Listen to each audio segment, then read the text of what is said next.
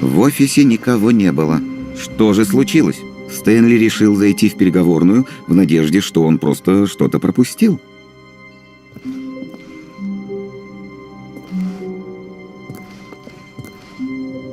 Все будто сквозь землю провалились. Стэнли рассеянно бродил по офису, хватаясь за каждую мелочь, но эти хаотичные действия не приводили совершенно ни к какому результату.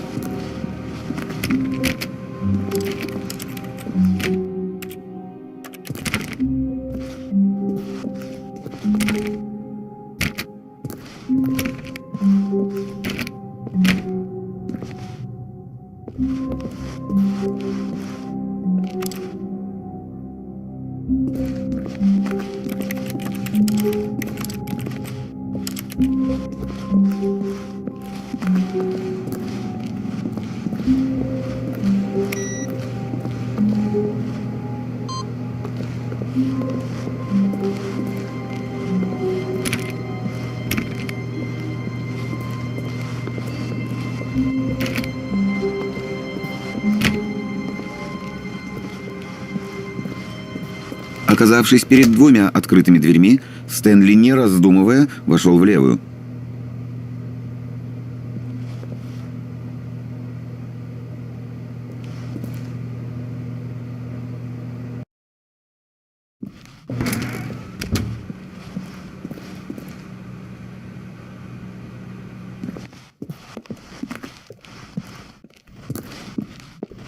В переговорной тоже никого не было. Не веря своим глазам, Стэнли решил подняться к кабинету директора в надежде, что там он сможет прояснить ситуацию.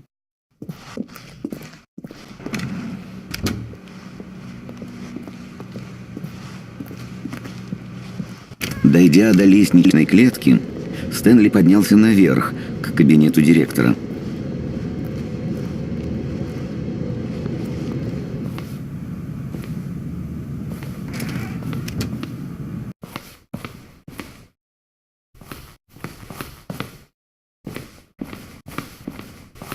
Зайдя в кабинет директора, Стэнли опять удивился, не обнаружив там ни одной живой души. «Кто мог это подстроить?» – спрашивал себя Стэнли в полной растерянности.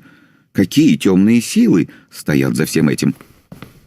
Конечно, он никак не мог знать о том, что завесу тайны способна приподнять цифровая панель, расположенная за креслом начальника. И что эта цифровая панель активируется с помощью пароля 2845. Об этом Стэнли даже и не догадывался. Как это ни удивительно, но хаотично нажимая все кнопки подряд, Стэнли совершенно случайно ввел правильный код. Невероятное везение. Он шагнул в открывшийся проход в стене.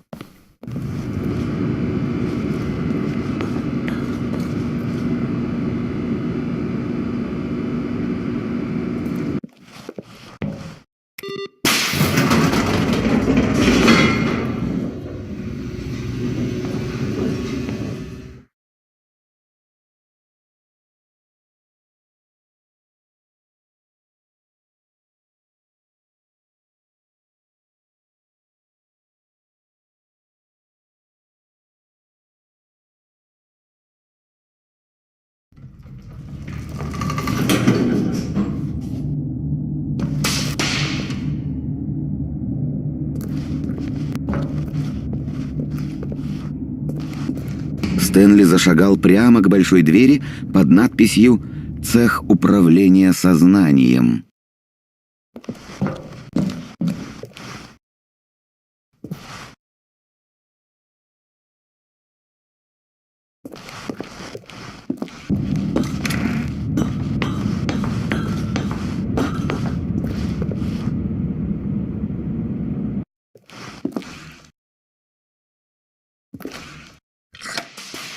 Ярко вспыхнувший свет залил огромный зал с телевизионными экранами.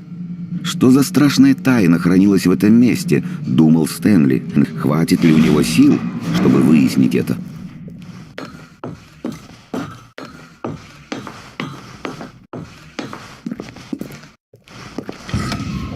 Но вот включились экраны, и их предназначение стало понятным. Мониторы имели номера работников здания, коллег Стэнли. Жизни стольких людей, включая Стэнли, были впечатаны в эти бездушные экраны и находились под вечным присмотром в этом ужасном зале, где не существовало и слова «свобода».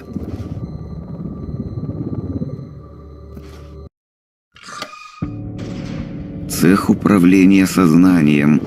Это было слишком чудовищно, чтобы можно было поверить в это. Значит, Стэнли все время был под чьим-то контролем. Может, поэтому он и был так счастлив на своей сверхскучной работе, потому что ему просто внушили это, исказив его подлинные эмоции.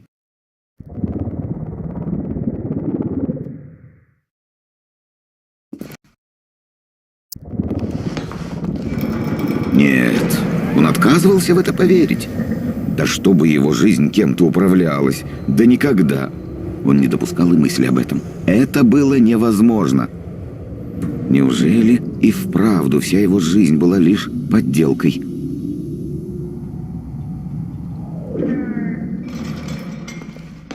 Но вот доказательство. Центр управления.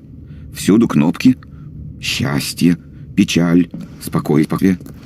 Еда, работа, любое перемещение. Все контролировалось или управлялось отсюда. По мере того, как всплывала страшная правда о его жизни, в Стэнли все больше крепла уверенность в том, что никогда больше этой машине не вмешаться в чью-либо жизнь. Ибо он сделает все, чтобы такого больше не произошло.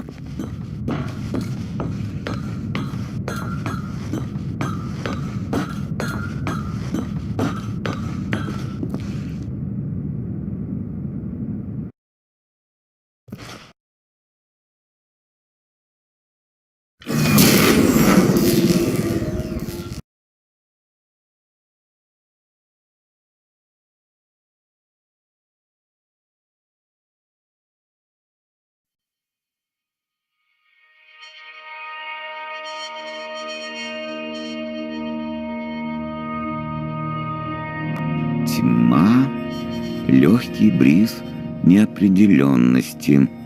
Все кончено? Да, он победил. Он уничтожил эту адскую машину, освободив себя от чьей бы то ни было власти. Его свобода была так близка, пока открывалась огромная дверь. Стэнли думал о том, сколько нерешенных загадок осталось позади. Куда делись его коллеги? Как вырвался он из оков системы? Какие еще тайны скрывало это здание? И вот солнечный свет залил все вокруг, и Стэнли отбросил от себя эти мысли. Ему не нужны были знания или власть. Он хотел только счастья. Он не искал понимания. Он искал избавления. Никто теперь не скажет, куда ему идти, что делать или что чувствовать. Какой бы ни была его жизнь, она будет только его. Это было все, что ему нужно. Это было все, что он хотел знать и понимать. Стэнли вышел из здания.